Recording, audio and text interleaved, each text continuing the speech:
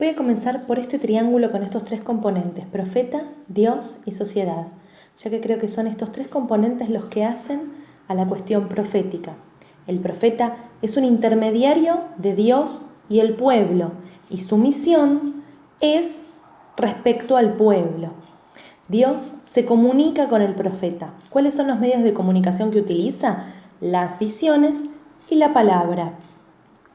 Las visiones pueden ser de diferentes tipos, no son todas iguales y hay diferentes categorías para clasificarlas. Las podemos evaluar de acuerdo a los personajes que intervienen, los escenarios en los que aparecen, si el centro está en lo contemplado o están centradas en el oráculo, de acuerdo a la temporalidad a la que se refieren o al mensaje que brindan, si es de salvación o de condena. También las podemos clasificar de acuerdo a sus puntos de vista, si es una visión extática, ya sea pictórica o dramática, si son visiones simbólicas que tienen que ver con la observación de un objeto en el mundo real, o si son visiones literarias.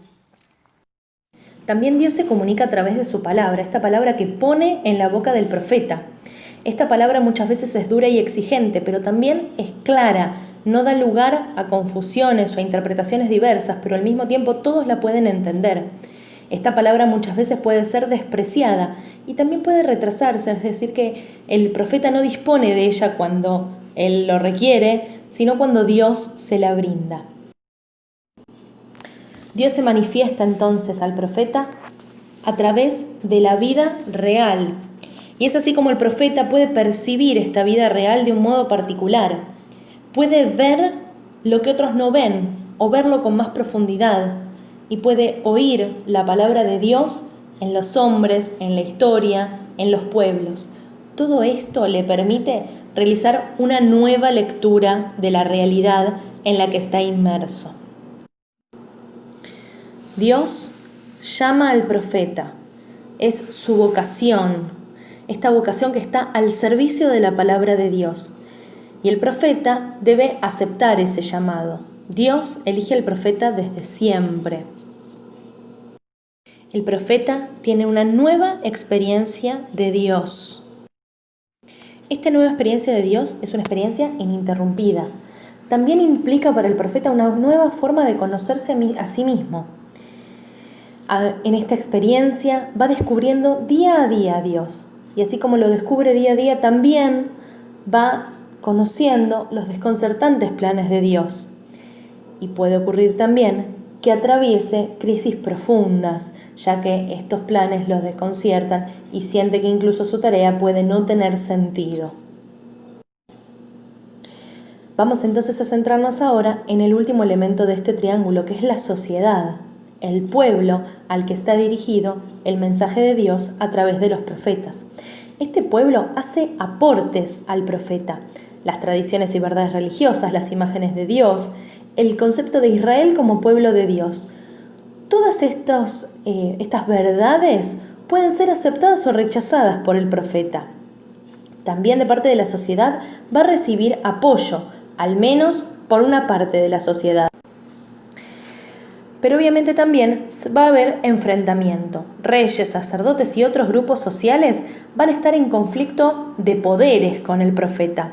Pero también se va a enfrentar a los falsos profetas. Estos falsos profetas pueden ser profetas de dioses extranjeros o, los que son más peligrosos, aquellos que pretenden hablar en nombre de Dios. Y es ahí donde el profeta tiene un enfrentamiento más fuerte, porque es más difícil diferenciar a los profetas de los falsos profetas. A los falsos profetas se los puede reconocer por la superficialidad y también por la actitud diferente hacia lo comunitario. No hay una preponderancia del bien común, ¿sí? Muchas veces se licúan las faltas, las injusticias, haciéndolas parecer menos grave ante aquel que las comete.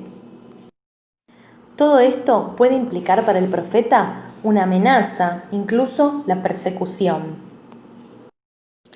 Habiendo ya abordado los tres elementos de este triángulo, Dios, los profetas y la sociedad, vamos a ver que todo esto está inmerso en una historia de la salvación. En la Biblia vamos a encontrar este recorrido de los profetas a lo largo de la historia de la salvación en el Antiguo Testamento, desde los comienzos de Israel, pasando por los jueces, la monarquía. Es importante destacar que los personajes a los que nos referimos en el comienzo de Israel, Abraham, Miriam, Moisés, son reconocidos como profetas tardíamente, con concepciones posteriores se los reconoce como profetas. A Abraham como el modelo de profeta, a Miriam con esa relación con los hechos históricos y a Moisés como el mediador entre Dios y el pueblo, a quien tiene la suerte, el don de que Dios le hable cara a cara. En la época de los jueces tenemos a Débora como una profetisa que muestra una relación entre los profetas y la política. Y luego tenemos a Samuel como el primer gran profeta. En la época de la monarquía la vamos a dividir en 3 etapas. Una etapa en la que el profeta tiene una cercanía física, pero un distanciamiento crítico con el rey. Luego hay una etapa de lejanía física, ya no vive con el rey, pero cuando el rey lo busca, lo encuentra. Y empieza a acercarse cada vez más al pueblo, hasta que finalmente hay un acercamiento total al pueblo, un alejamiento del rey, no porque no le hable al rey, sino porque se centra en el pueblo.